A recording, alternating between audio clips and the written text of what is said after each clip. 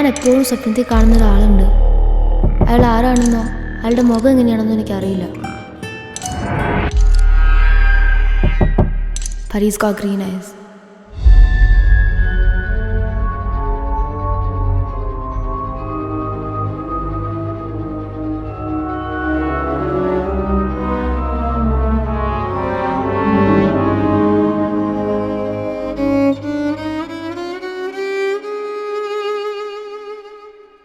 അത് വേറെ എന്തെങ്കിലും സാധ്യതയുണ്ടോ?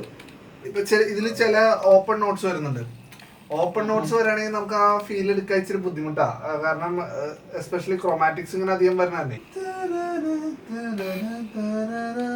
വിഷ്ണുവായിട്ടൊരു വർക്കിൽ അസോസിയേറ്റ് ചെയ്യാൻ പറ്റുന്നത് എനിക്കൊരു പേഴ്സണൽ വിൻ പോലെയാണ്. ഞാൻ അവനെ ആദ്യമായിട്ട് കാണുന്നത് ജിത്തു സാറിൻ്റെ ഒരു പ്രൊജക്റ്റിൽ അവൻ മ്യൂസിക് ഡയറക്ടറായിട്ട് ജോയിൻ ചെയ്യാൻ വരുമ്പോഴാണ്. അപ്പോൾ അന്ന് മുതലേ ഞങ്ങൾ നല്ല സുഹൃത്തുക്കളാണ്. ഞാൻ അവിടെ നിന്ന് അസിസ്റ്റന്റ് ഡയറക്ടറായിട്ട് വർക്ക് ചെയ്യുക. അവൻ സാറിന് വേണ്ടി സിനിമകളിൽ കമ്പോസ് ചെയ്യുന്ന പാട്ടുകളും ഒറിജിനൽ സ്കോറുകളും ഒക്കെ ചില സമയങ്ങളിൽ വർക്കാവുന്നുണ്ടോ എന്നൊക്കെ അറിയാനും നോക്കാനും ഒക്കെ വേണ്ടിയിട്ട് ഇടയ്ക്ക് എന്നെ വിളിച്ച് കേൾപ്പിക്കും, ഒരു ടെസ്റ്റ് ചെക്ക് ചെയ്യുന്ന പോലെ. അപ്പോൾ അന്ന് നല്ല രസമുള്ള കുറേ സാധനങ്ങളൊക്കെ കേൾക്കാൻ നേരം ഞാനിങ്ങനെ അവനോട് ഇടയ്ക്ക് പറയാറുണ്ട്, നമ്മൾ എന്തെങ്കിലുമൊക്കെ വർക്ക് ചെയ്യുന്ന സമയത്ത് ഇതുപോലെ രസമുള്ള സാധനമൊക്കെ എനിക്കും തരണേ, നമുക്കും ചെയ്യണേ. അപ്പോൾ അന്ന് മുതലേ ഞങ്ങൾ ഒരുമിച്ച് വർക്ക് ചെയ്യാൻ വേണ്ടിയിട്ട് നോക്കിയിരിക്കുകയായിരുന്നു. അങ്ങനെ വെയിറ്റ് ചെയ്താണ് വർഷങ്ങൾക്ക് ശേഷം റോസ്ലിൻ സംഭവിക്കുന്നത്.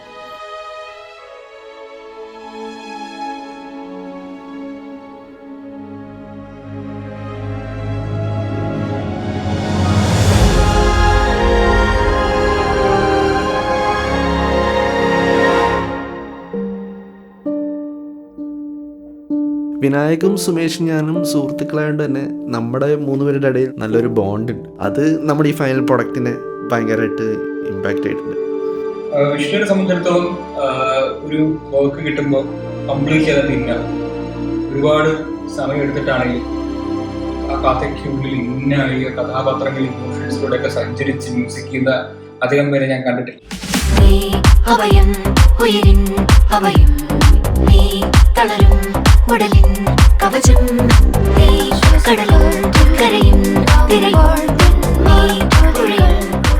എനിക്ക് എടുത്തു പറയാനുള്ളത് സിയോണിലെ എന്നുള്ള പാട്ടാണ്. കാരണം സിയോണിലെ ടെക് ബേസ്ഡ് ഒരു മ്യൂസിക് ആണ് അതിന്റെ.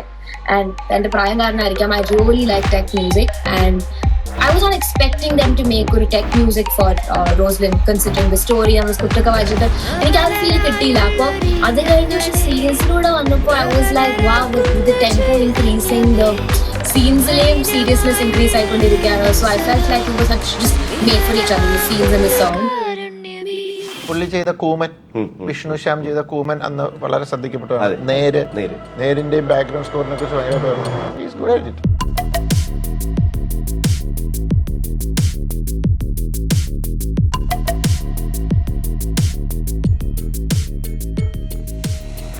ഹായ്, ഞാൻ വിഷ്ണു ശ്യാം.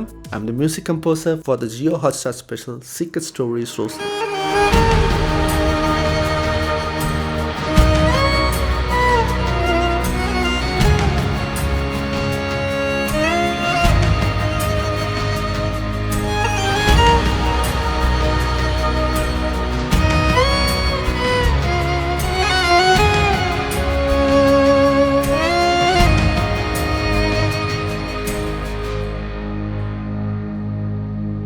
ഈ സീരീസിന്റെ മ്യൂസിക്കും കഥയും സ്ക്രിപ്റ്റ് ലെവലിൽ തന്നെ കൂട്ടിമുട്ടിയൊരു പോയിന്റാണ് ആ വയലിൻ പീസ്. ഇത് കൊടുക്കുന്ന നേരത്തെ നമ്മൾ ആകെ പറഞ്ഞ ഒന്നേ ഉള്ളൂ, ഇതിനകത്ത് വയലിൻ ഭയങ്കര ഇമ്പോർട്ടന്റ് ആണ്. ആ വയലിൻ പീസ് എന്ന് പറഞ്ഞു കഴിഞ്ഞാൽ ഓൾറെഡി പണ്ടെങ്ങാണ്ട് ഇറങ്ങി മൊസാർട്ടിന്റെ ബീഥോവന്റെ ഒക്കെ കാലത്ത് ഇറങ്ങി ഫേമസ് ആയിട്ടുള്ള ഒരു വയലിൻ പീസ് പോലെ തോന്നണം. ആ സമയത്ത് ഒരു വയലിന്റെ പീസ് ഉണ്ട്. സോ ഫസ്റ്റ് കേട്ടപ്പോൾ തന്നെ it hit me so hard. എനിക്കത് ഇറ്റ് ജസ്റ്റ് ഹിറ്റ്സ് ഡിഫറെന്റ്. അതിന്റെ ഒരു ടോൺ. എന്റെ ഫേവറേറ്റ് പാർട്ട് ഓഫ് റോസ്ലിൻസ് മ്യൂസിക് എന്ന് വെച്ച് കഴിഞ്ഞാൽ, നിങ്ങളുടെ ഒപ്പീനിയൻ അതായിരിക്കും എനിക്കറിയാം,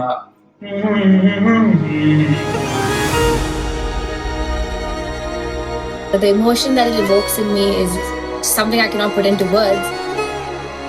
ഇതിനകത്ത് ആ വയലിൻ പീസ് വായിച്ചേക്കുന്നത് ഷിമോണാണ്. ഷിമോൺ എൻ്റെ വളരെ അടുത്ത സുഹൃത്താണ്.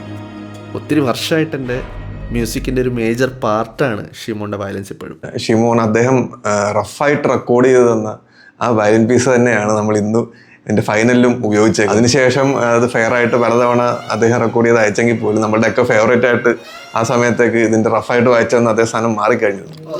അപ്പോൾ അതിനെ കവച്ചു വെക്കാനായിട്ട് പിന്നെ പറ്റുന്നുണ്ടായിരുന്നില്ല. അപ്പോൾ ലേറ്റർ ഓൺ നമ്മൾ സംയുക്തമായിട്ട് തീരുമാനമെടുത്തു റഫായിട്ട് വന്ന സാധനം അത് തന്നെ നമുക്ക് ഫെയർ ആയിട്ട് ഉപയോഗിക്കാമെന്ന്.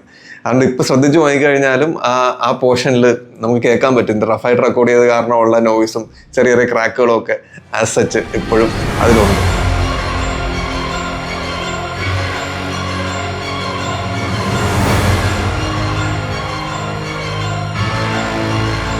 നമ്മൾക്ക് വേണ്ടത് എന്താണെന്ന് പറയുമ്പോൾ പുള്ളി അത് റീപ്രൊഡ്യൂസ് ചെയ്ത് തരും. പുള്ളിക്ക് അതിൻ്റെ ഒരു സിനിമയുടെ മൂഡ് മനസ്സിലാക്കി തരാനുള്ള ഇതുണ്ട്. ഓരോ ക്യാരക്ടറൈസേഷൻ, ഓരോ സിറ്റുവേഷൻ, ആ സിറ്റുവേഷൻ എന്താണ് മൂഡ്. അപ്പോൾ നേരത്തെ തന്നെ ചെയ്തിട്ടുണ്ടാവും കുറേ areas. മെഡിക്കലാണ് Vishnu Shetty, I think, that's his great caliber and understanding of the artwork. പുള്ളി എനിക്കെല്ലാം പാടി ആദ്യം വാട്സപ്പിലെല്ലാം അങ്ങനെ അയച്ച് തന്നു ഓരോ നോട്ട്സും. അതിൻ്റെ ഡൈനാമിക്സ് എന്താണ്, എവിടെ തുടങ്ങണം, എത്ര നോട്ട് നീട്ടണം, എത്ര വെലോസിറ്റി ആകുമോ, ഭയങ്കര സ്പെസിഫിക് ആയിരുന്നു. Working with Vishnu was great. കാരണം ഇതിന്റെ കഥയുടെ ഒരു സ്വഭാവം വെച്ചിട്ട് ഇത് സാധാരണ കവിഞ്ഞ ഇതിന്റെ ഓഡിയോ വിഷ്വൽ ഡിസൈനിനെ ഡിപ്പെൻഡ് ചെയ്യുന്ന ഒരു സബ്ജക്റ്റാണ്. ഞങ്ങളവിടെ പോയിരിക്കുമ്പോൾ വിഷ്ണു എന്തോ പ്ലേ ചെയ്യാൻ പോകും. അപ്പൊ ആ സ്പേസ് ബാറിൽ അവിടെ കൈ നീങ്ങുമ്പോൾ ഇത് പ്ലേ ആയി തുടങ്ങും.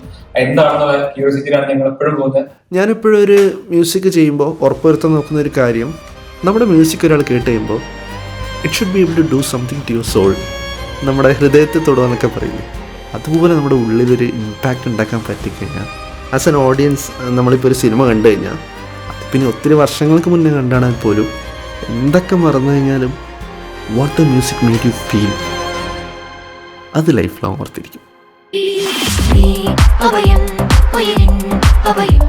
അപ്പൊ ഇതിന്റെ മ്യൂസിക് സൈഡിലേക്ക് വന്നു കഴിഞ്ഞാൽ ആ മീറ്റർ തെറ്റാതെ കൃത്യമായിട്ട് ഇതിന്റെ കഥയെ ഗൈഡ് ചെയ്ത് കൊണ്ടുപോകാനായിട്ട് വിഷ്ണുവിന്റെ മ്യൂസിക്കിന് സാധിച്ചിട്ടുണ്ട്. ഏറ്റവും വലിയ പ്ലസുകളൊന്നാണ് music. It was really an honor working with Vishnu.